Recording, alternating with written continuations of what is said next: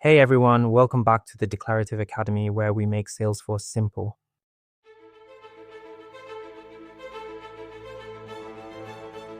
In this lesson, we're taking our next data power tool out for a spin, Dataloader powered by MuleSoft. It's brilliant for bulk jobs, importing, exporting, updating, deleting, and even upserting records across both standard and custom objects. Today we'll focus on a clean, reliable export from accounts, ready for editing and reuse later in the project. By the end, you'll know how to get your Trailhead Playground login, launch Dataloader from Salesforce, connect safely, build a simple SOQL query to filter accounts, export the results to CSV, and sort and save that file correctly on Windows or Mac. First, let's make sure you can log in to your Trailhead Playground with a fresh password. Open your Playground and click the app launcher in the top left. Then search for Playground Starter and open it. Head to Get your login credentials. Make a note of your username, then click Reset My Password. An email lands in the inbox tied to that username. Open the email, follow the link, and set a new password. You'll use that to authenticate in Dataloader. With credentials ready, we'll launch Dataloader from Setup so the connection is neatly tied to your org. In Salesforce, click the Setup gear and choose Setup. In Quick Find, type dataloader.io, then click it and press Launch Dataloader. A confirmation page appears. Click Confirm, then choose Login with Salesforce. On the sign-in window, make sure I have a custom Salesforce domain is unchecked, set environment to production, and tick I agree to the terms and conditions. Click Login. If you're prompted with the Salesforce login screen, enter the Playground username you noted earlier and the new password you just set. Then click Log In and allow when asked for permissions. This authorizes Dataloader to talk to your org. All right, let's set up a clean export for accounts. Start by creating a new task. Click New Task, choose Export and leave the connection as it is. Your Playground connection should already be selected. From the object list, choose Account, then click Next. Now pick the fields you want to include. From fields, select ID, name, and site. Keeping exports lean like this makes them easier to scan and keeps the file size small. All right, next, let's open up the SOQL query so we can actually see what Salesforce has built for us.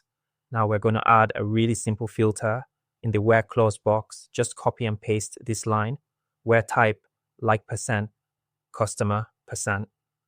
Once you've done that, the full query should read, select ID, name, site from, account where, type like, %, customer %. Now, quick word of warning, make sure there's a space before the word where.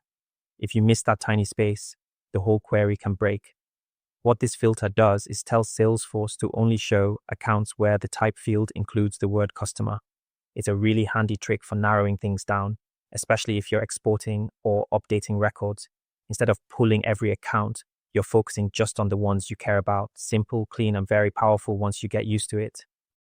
Click Next, then save and run to execute the export. If a friendly pop-up asks for feedback, love your data loader, choose Not Now, let me load more data so we stay focused on the task.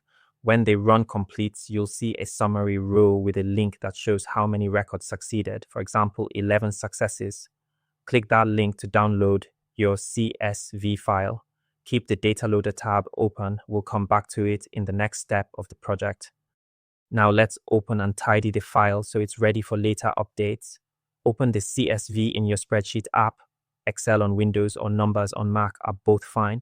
And sort the accounts alphabetically by name so the list is easy to review. On Windows with Excel, click the B column header to select the name column. Go to the Data tab and click Sort. When the sort warning appears, choose Expand the selection so the entire row moves with the name. Tick My data has headers, so your header row isn't mixed into the data. Make sure Sort by shows name, then click OK. Your accounts should now be ordered A to Z.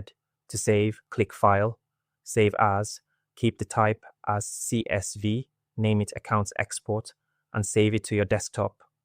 If you're using a Mac with Numbers, start by opening your CSV file. Click on the column header labeled B to select the name column. Then hover over the B header and click the small arrow that appears to choose Sort Ascending. Now that your list is ordered neatly, go to the menu and select File, then Export to, and choose CSV. Click Next, then name your file Accounts. Export, select your desktop as the save location and click Export. If your Mac's regional settings usually use semicolons in CSV files, double-check your system's language and region settings and review the number format. Make sure it uses commas instead of semicolons. If needed, you can change this setting back after exporting. That's the export done. You authenticated securely, filtered the right records, downloaded a tidy CSV, and organized it for the next step where we'll update these accounts. Keeping the file name predictable, accounts export.csv, and storing it on your desktop makes it easy to find when we come back to Dataloader. Let's quickly recap, then verify our challenge. We reset the playground password, launched Dataloader from setup, logged in with Salesforce, created a new export task for account.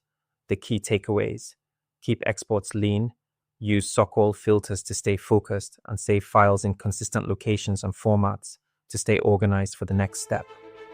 Nice work, your export is ready for action.